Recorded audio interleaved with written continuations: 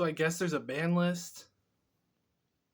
Of course, Konami always picks the most inconvenient times. The ban list drops while I'm in the car on my way to my parents' house. And of course, I got my daughter in a car seat next to me.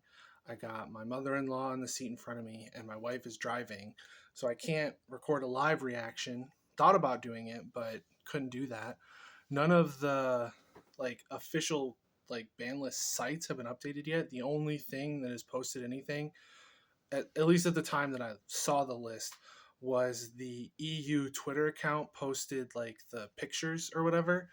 And when I tried to look up the site, because my service was so bad, the Google results loaded the tweet before it loaded the website, like the embedded tweet for the ban list. So some of the things got spoiled for me. I was like, you know what? I'm not gonna wait like 2 hours before I can record something. I'm just gonna sit down, look at it, and try and get some thoughts on it before I sit down and record something. So this is not a live reaction. This is just sort of my thoughts on what ended up being on the ban list.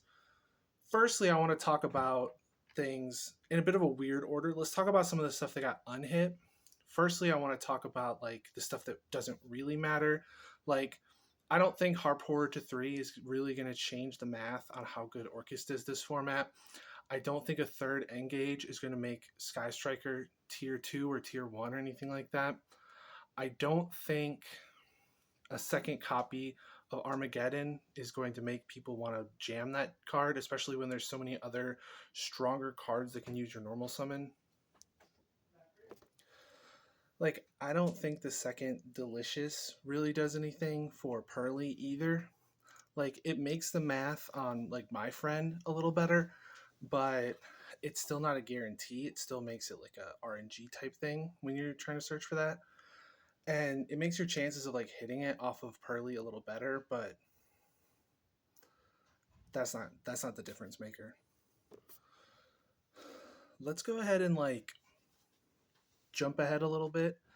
I think the thing that has me most excited is Malicious to 3.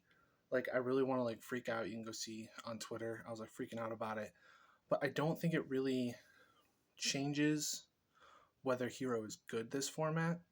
All it really does is makes it where Malicious is a better include in decks like Tier Limit, so that they can go into a Beatrice, because Beatrice is still legal, right? And that's fine, I guess. But I think having Malicious at 3 does make it where Hero is better, but it's still Rogue at best, right? But I think some of the unhits that might actually do something, I think the least likely to do anything is probably Tidal.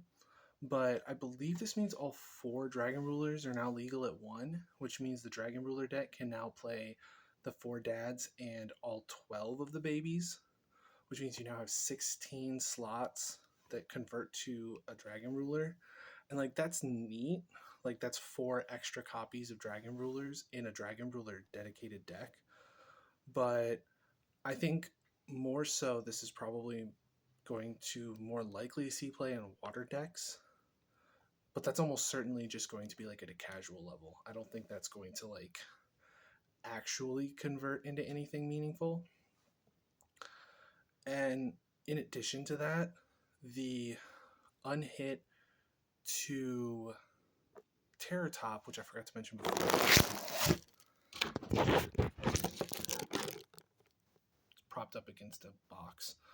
The unhit to Terror Top is probably not going to do anything. It's cool for Goblin Rider. That's kind of what MPT mentioned. And it's cool for the Speedroid Kashtira deck, but I don't think the third Terror Top is going to make a difference for anything. But I do think that Protoss is going to make Sword Soul a stronger option this format, especially considering you can Protoss declare fire. That's really good, I think, right now. In addition to that, you can also, declare dark, and that still hits just about everything. So you need to get a fire on board going first in order to be able to declare fire, which I don't think it plays any fires natively. This may mean that they start playing like a fire level 8 synchro or like level 10 synchro that can't be destroyed so that they can, you know, Protoss more efficiently. But I do think that Kieran is going to see play in Pend decks. I don't think it makes Magispector playable because Magispector is still really, really sort of stuck in a previous format's power level. But I do think that like the Pend good stuff, like amalgam soup of different archetypes, I think more recently, like focusing more on like the Draco Slayer stuff, I do think that maybe is good, especially considering one of the Draco Slayers is like a Magispector, so you can like kind of weave some Magispector cards in there to try and like guarantee access to Kieran turn one.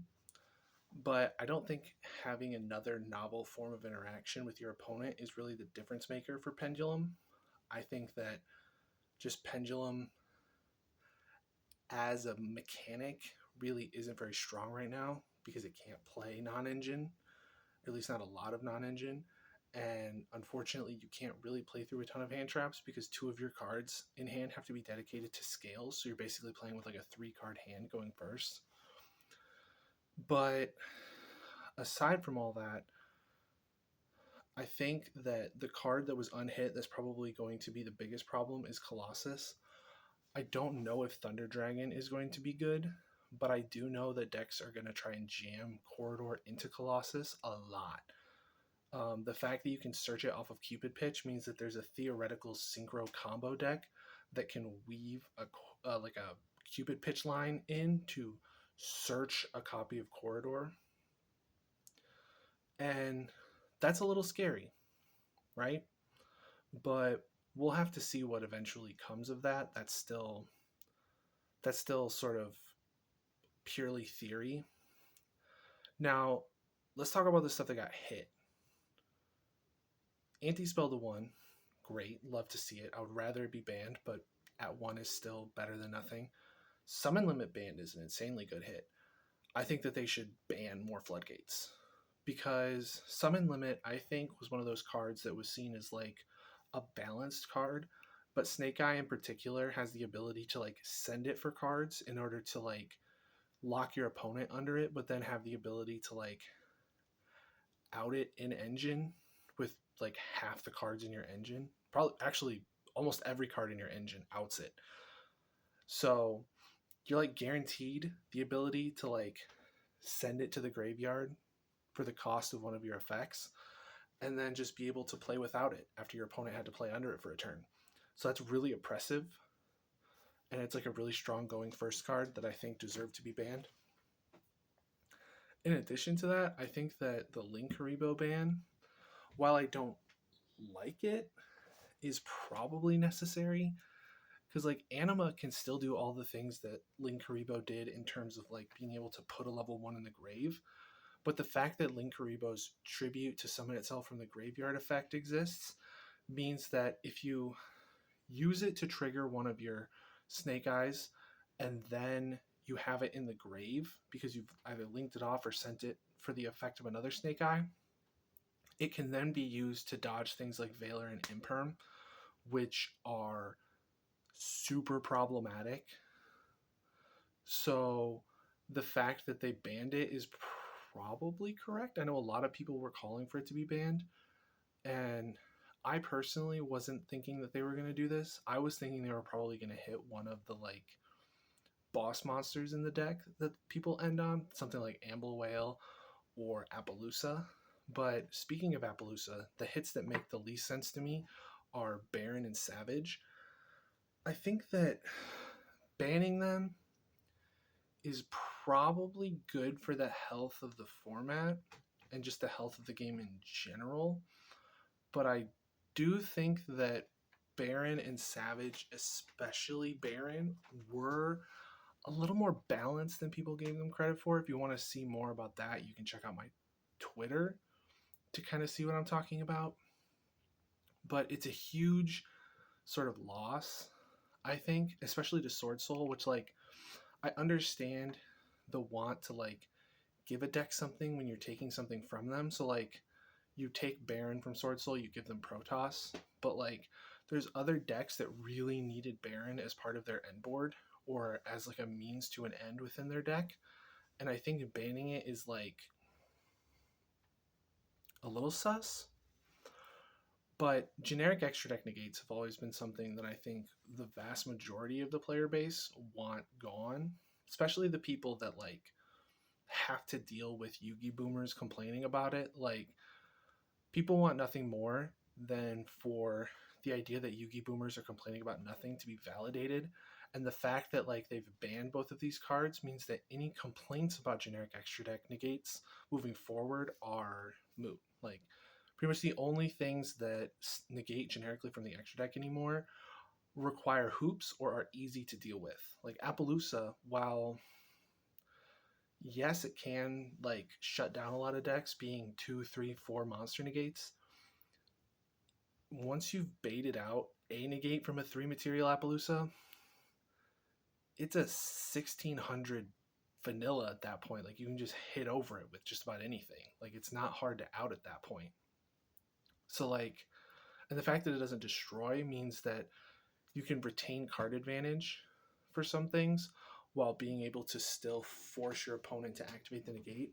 So I can understand why they didn't ban Appaloosa, but I do understand the want to get generic extra deck negates out of the game, especially when you're entering into a era where power creep is really ramping up fast. Like we're seeing Duelist Alliance, Power of the Element levels of like steep curves to the power creep. So curbing those woes of people that don't like the generic extra deck negates is probably a good thing.